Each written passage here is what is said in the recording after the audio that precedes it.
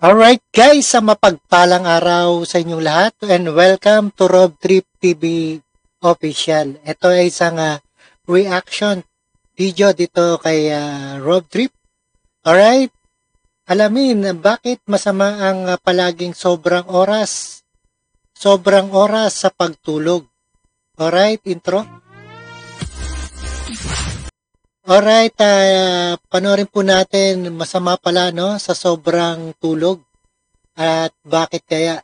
Sabi nila masama ang kulang sa tulog. Ngunit narinig nyo na ba ang masama ang palaging sobrang oras sa tulog? Alright, panoorin po natin and let's get it on.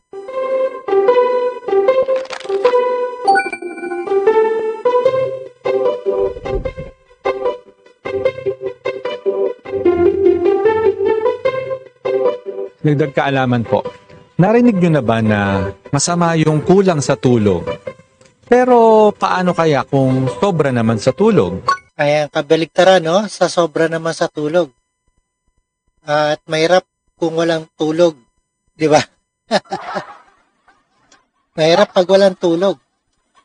Tama rin kaya? Alamin po natin. Ang tulog ko kasi 7 hours eh. Para sa akin, kasi parang minsan, pa ako eh. Hindi pa ginawang 8, 7 hours, naiya pa si ate.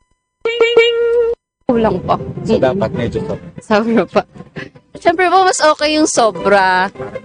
Para makabawi. Siyempre, sa mga ginagawa mo sa work. Ganun. Alam nyo ba, ayon sa mga eksperto, ang sobrang tulog higit sa 9 hanggang 10 oras araw-araw maaring magdulot ng iba't ibang health problems. May health problem pala, no?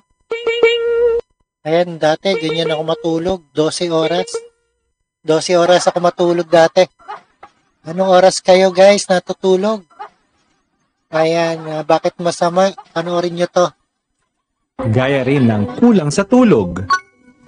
Research shows that oversleeping can increase the risk of heart disease.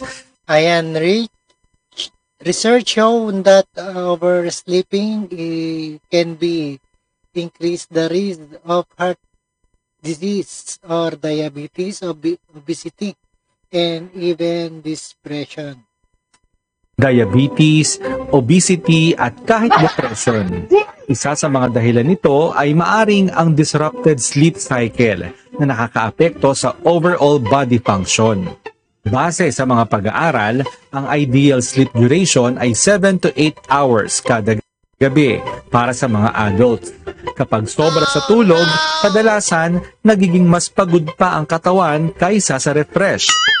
Kung madalas kang oversleeping, maganda sigurong Kaya pala minsan parang pagod ka, Pagising mo ng oversleeping. At ganyan pala ang problema natin. Mo ang lifestyle mo. Pwede itong dulot ng stress, unhealthy habits, o posibleng medical condition. Ang mahalaga, sundin ang tamang oras ng tulog at maging aktibo sa araw.